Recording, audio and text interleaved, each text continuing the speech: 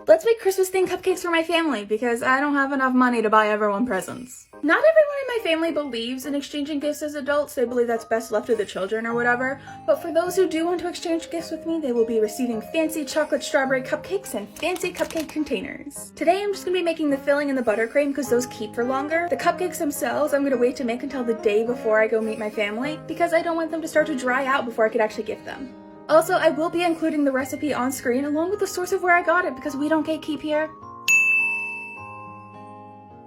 First things first, I had to wash all the strawberries before transferring them to a cutting mat, where I went ahead and hulled and chopped them up into little bits. I do suggest chopping yours a little smaller though. I then transferred the strawberries into a deep pan and combined it with some sugar and lemon juice, stirred it all together and let it sit on medium heat for 4 to 5 minutes. Then I went in with a fork to smush all the strawberries down a little bit before collecting 5 tablespoons of the little strawberry juice to mix with some cornstarch to make a cornstarch slurry. I added the slurry into the strawberry mixture and stirred it all together until it thickened up, and that was it. That was the entire process of making the filling. The only step left was putting it all into a little Pyrex container and popping it in the fridge.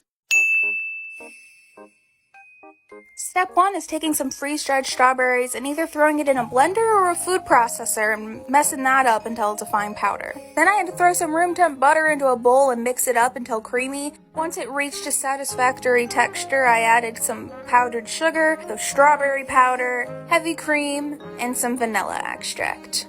Then it was time to mix all that together, and I had a bit of a hard time. My mixer died. Well then. Now what? That's coming from my mixer.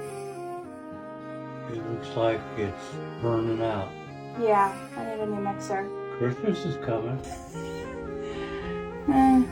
Luckily I was almost done. I just added a little more heavy cream since the frosting was so thick and continued to mix it together by hand. Once it reached a satisfactory texture, I popped it into a Pyrex container and I called it a night. It's Thursday night. I'm not making the cupcakes till tomorrow, but I wanted to share something really exciting because as you all just saw, my mixer broke and I thought when I made the cupcakes, I was gonna have to get out the whisk and do it all by hand. But no, because Christmas came early for me, I got a stand mixer, a KitchenAid stand mixer in pink. I wanted a stand mixer for so long and I finally got one because it's Christmas. I'm so excited. Ho, ho, ho! Merry Christmas! I had the worst luck with these cupcakes. I had to remake them 3 times. The first time it was because I used the wrong measuring scoop when measuring out the baking soda and accidentally added double, and it was too late to correct it, so I had to throw that batch out. The second one, I measured out everything correctly, but they turned out like this. According to the recipe's comments, a lot of people have this problem, so after a quick run to the grocery store to re-up on supplies, I decided to just go with a different recipe. For this recipe, I decided to measure the ingredients separately before pouring them into the mixer. The dry ingredients were flour, sugar, cocoa powder, baking soda, and salt. I made sure that was all well incorporated before moving on to the wet ingredients. Over on the other side of the kitchen, I measured out my buttermilk, olive oil, eggs, and vanilla extract, making sure that was all well incorporated before adding it in with the dry ingredients. I let the stand mixer do its thing for a while before finally adding in the last ingredient, some very hot water. I let the stand mixer do its thing some more, and then we were finally ready to go. After lining and filling the cupcake tin, I popped them in the oven. I had a lot of batter, so it took 2.5 batches to cook it all. During that time, I folded together all the cupcake boxes. It's finally time to fill and frost the cupcakes, and I'm really excited. I let the cupcakes cool completely. I even put some of them in the freezer. I got these fancy little tools. This will help me core the cupcakes, I guess, and this will hold my piping bags to make them easier to fill. I do need to clean my kitchen a bit first. It's a mess in here. After cleaning up my kitchen a bit, I finally got to work coring all the cupcakes. I decided to put all the discarded cake bits in a separate bowl. I'm hoping maybe I could use that and the failed cupcake attempt to maybe make some cake pops in the future, but for now, I'm just keeping them in a bag in the corner of my kitchen. I then got to work piping the filling into each of the cupcakes. I set 6 cupcakes aside for me and my grandpa.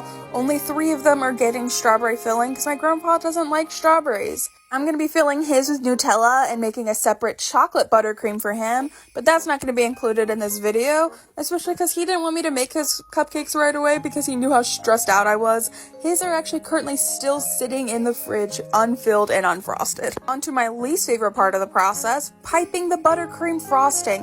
I hate piping frosting, it's always such a mess. There was actually a point in this process where the piping tip just flew out of the bag and ruined the cupcake I was working on.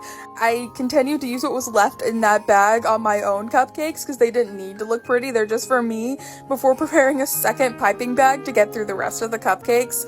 It was such a mess, my hands were filthy, I hated it.